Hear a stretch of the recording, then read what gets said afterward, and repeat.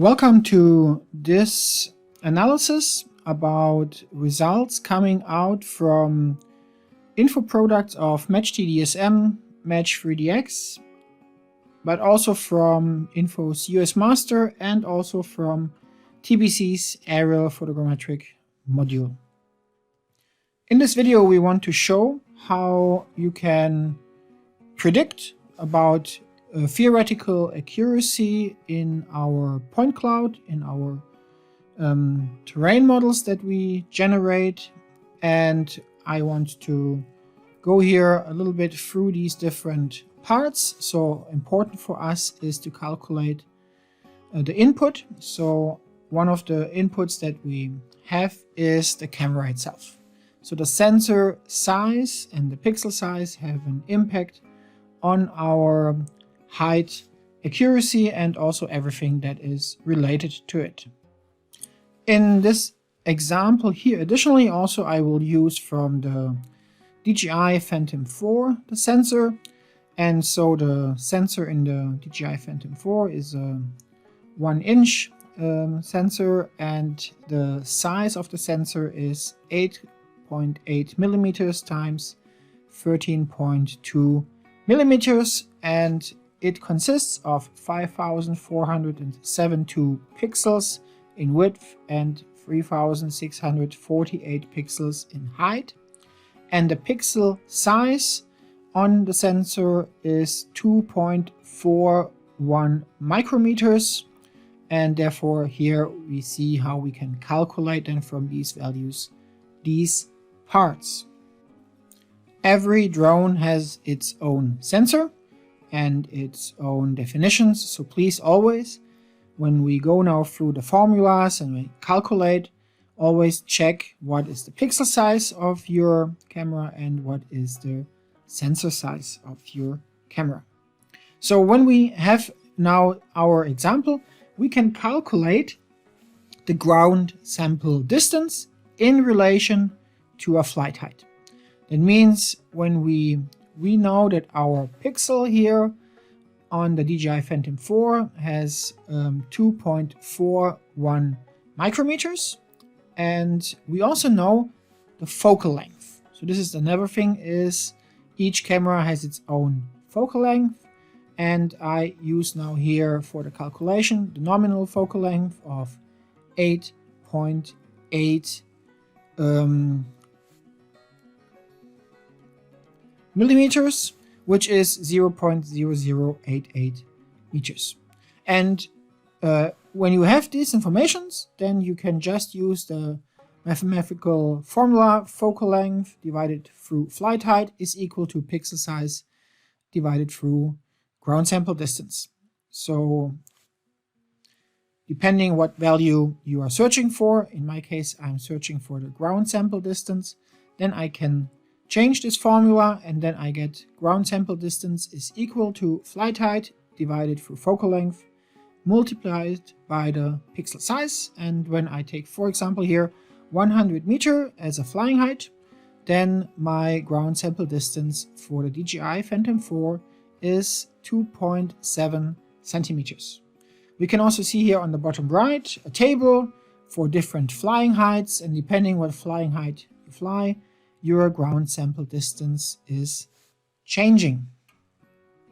And of course you can also reverse the whole thing. If you need to fly for a specific ground sample distance, then you can change these formula here to search for your relative height, and then you have the formula: your flying height, your relative, is equal to the ground sample distance divided by the pixel size multiplied by the focal length. And for the DJI Phantom 4, this would be our 2.41 micrometers for the pixel size and the 8.8 millimeters for the focal length. And we want here to fly with, or we want to get 2 centimeter GSD. And to get 2 centimeter GSD, we would need to fly with 73 meters relatively above ground. So I hope we get now ground sample distance. We are aware this is 1 pixel from the sensor projected down to the ground, and it's in relation to the focal length and flying height, and therefore we can calculate it. So how accurate can we measure now on the ground? And typically we say that there's a theoretical planimetric accuracy for image matching, and normally this is somewhere between 1/3 to 1/5 of a pixel in theory. So this is something that our mathematical image matching algorithms are able to create. Unfortunately, we have a little bit some physical restrictions for drones, because typically the pixel size from drones is small. So in our case, for the DJI Phantom 4, the pixel size is 2.41 micrometers. And when we want to reach this 1/3 to 1/5 pixel accuracy, and I just took here a table on the bottom right, then a 1/3 pixel would reach 0.8 micrometers. And this is a value that we will not reach, because even if you would send in your sensor into a calibration laboratory, they typically will not reach better than 1 to 1.5 micrometer accuracy. In analog cameras, formerly for photogrammetry, even the limitation was to 2 micrometers accuracy that they set. So they gave you a calibration and they said this calibration is within the range of ±2 micrometer accuracy. So let's here give at least a little bit more, but still you will not reach these 0.8 micrometers, even if you would have a perfect setup for the camera calibration. Additionally, also what we are doing is an in-field camera calibration, and that means we are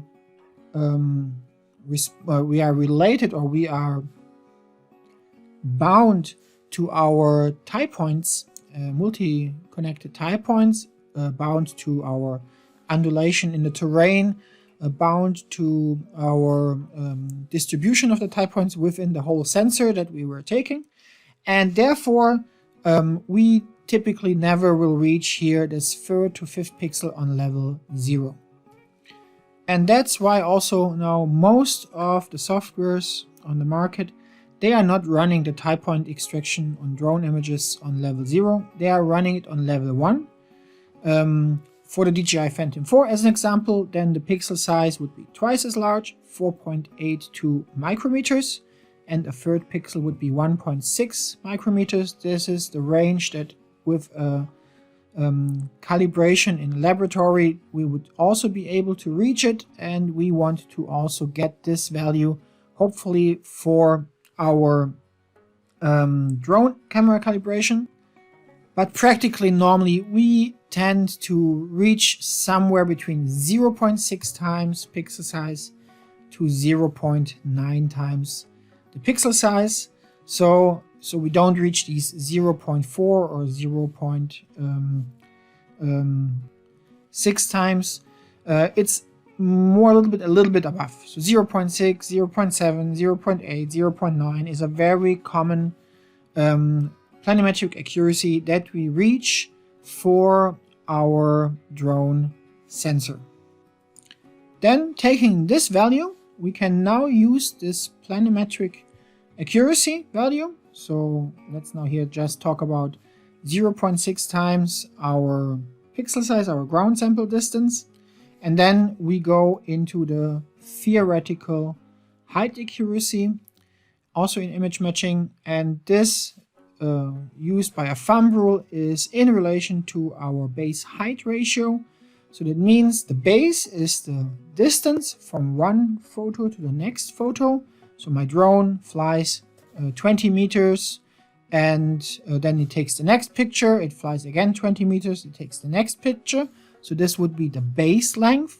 So every 20 meters a picture was taken in the air, and then the drone typically flies with a specific flight height above ground. And this relation, this distance of the base in relation to our flying height, this is the base height ratio, and our height accuracy by thumb rule has a similar base height ratio in accordance to our planimetric accuracy. Typically, this base height ratio is something 1:4 for drones, but this can change depending on focal length, depending on how much overlap you fly. So, but in general, this is a very common value, is 1:4. And then we have our theoretical height accuracy. And then finally, also, we need then to take into consideration then that this is our 1 sigma of the height accuracy or the standard deviation, and then for 68% of our data this would only then be valid, and then we can take a 2 times sigma or 3 times sigma to then say, okay, all our measurements, in our case the point cloud, is in this range. And just to summarize all these things one more time, I want to go here through an example. And my example is a training data set, Minnesota. And here in this table, we can see now the values. So the drone was flying here with 310 feet above ground, which I'm a metric person, so I always made this in metric. So it was flying around 95 meters above ground. We have the DJI Phantom 4 drone. So our focal length are the 8.8 millimeters. When we now calculate our ground sample distance, then our ground sample distance is 0.085 feet, which is then 2.6 centimeters on the ground.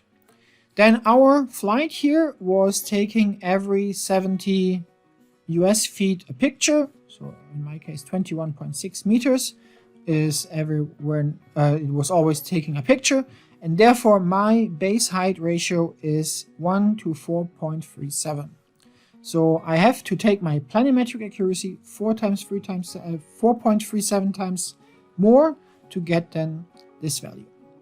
Okay, so now let's take this into the formulas, and therefore we want to search for our planimetric accuracy. So what we want to take here for the planimetric accuracy is how accurate can we measure in 1 pixel, and this is somewhere that you can take out of your camera protocol in the PDF. So in my case here, I loaded here this PDF, and we can see now here the camera calibration. In average, we can measure 0.73 times pixel size in our sensor. Yeah, so we don't reach the 0.6, but it's in the range of 0.6 to 0.9. This is a very common value. You also see that it's not perfectly everywhere the same, mainly because typically you have type points more in the center of the sensor. When you go very close to the edge, then we have a little bit some offshots. So here perhaps then some measurements would not even reach the 0.7 times pixel measurement accuracy, but in general, in average, 0.734. And this should be also a similar value for our sigma value that you see in the protocol. So in our case, the sigma value is 0.705. Yeah, so you can either take this value here, or you can take the one from the camera. But general, this is 0.7 times our pixel size. So in my case, I chose now this camera calibration value. I took this 0.734. You can also take 0.7 just. And then I multiplied by my ground sample distance. And then I have my planimetric accuracy of 0.062 feet. I didn't calculate now here metric anymore. Yeah. Also in our PDF protocol, we will have a mean standard deviation of our terrain points, which is our largest part of measurements that we have. And when we look into this PDF, then we will find here for X and Y. So in planimetric, we have here our standard deviations, and we see this value is somehow related, in this case here, to our planimetric accuracy. So, and now we can take this planimetric accuracy and then multiply it by our base height ratio. in our case, then this is the formula. So the height accuracy is the planimetric accuracy times the flight height divided by base. And in my case, it's the 0.062. I switched, I didn't take the 3 anymore, times 4.33. And then I have a height accuracy of 0.273 feet, which is then my 1 sigma. And if I take 2 sigma, then I would be around 0.545 feet, or 3 times sigma, 0.818. And this would be my theoretical height accuracy that I want to have. And so running this project in the point cloud extraction, I will open now the log file. You will find the log file in the temp folder. When you don't know how to define your temp folder, just you can look one of the other videos. I explain how to set up the temp folder correctly. And then in the temp folder, you will find, after you process your point cloud, for the feature-based matching, for example, you'll find this structure, and then there's a folder called surface general extraction, and in this you have the log file. And when we take this log file here, then we can, let me here have it within our viewing range. Then we can here scroll down to the bottom, and then when you go up, you will see the dotted line, then you will see a dashed line. Let's not, here a dashed line, and then here above this dashed line, this is what we are looking for. We are looking for these values here. So first of all, our ground sample distance, and let's here make this small, and then we can compare it. So also here, our ground sample distance are our 0.085, so this side here. And then we have here our theoretical height accuracy. And this value here is now 0.46, which is a little bit below 2 sigma, which is fine. It's great. I mean, also I would be happy if this value would be somewhere around 0.7 to 0.8. But it would be nice if it would be within 2 sigma. So 0.54 would be also something that I was assuming. So this is what we assume and also what we get. This is great. So we were able to stay within this range. This is then again depending, is your images blurred? This is also impacting this part. Did you fly on a bad day? So that means, are the images underexposed or overexposed? This can also have an impact. Also the terrain itself, is it a very low textured area? Is this just a desert or just sand without much structure? This can also all have an impact on this part. Of course, the georeferencing has a big impact. We were here looking at our PDF, which is the result of our georeferencing, of our exterior orientation. And therefore here, this is something that also can have an impact. There's also here an internal height accuracy. This is typically your noise factor, I would say. It's not correct, but at least this gives you an idea. So normally we want that this value is about 1/3 of our height accuracy, even up to 1/2. It's for drones sometimes possible. But if this value now would extend to be very close to our theoretical height accuracy itself, this would be not a good indication. So normally we want to have this here exactly at around this range, so 0.15 or 0.16. In our case, it's 0.19. But this is what we expect, about 1/3 of our theoretical height accuracy. So all this is statistics. So this is just an indication that we reach what we expect.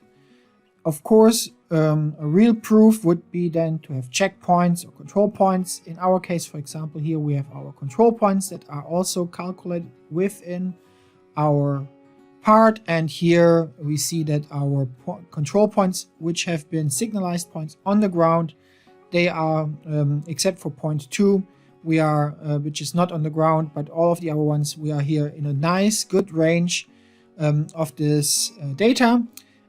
Also, what would be is some test fields. Some people have, for example, reference LiDAR data, or a soccer field which is flat, and they measure with LiDAR an independent point cloud just to compare the result. Or also if you have reference data, already existing survey data that you have, and you just overlay it to the point cloud and check how it fits. To this is also, of course, a quality assurance that you can use to check for the quality of your data. So I hope this helps to analyze the height quality of the point cloud that you extracted in either MatchT, DSM, Match3DX, UASMaster, or Trimble Business Center Aerial Photogrammetry Module, and also that the prediction, what you will achieve, you can now calculate yourself, and also, of course, to be aware what can influence the quality of your result. So thank you for watching this video and have a nice day. Goodbye.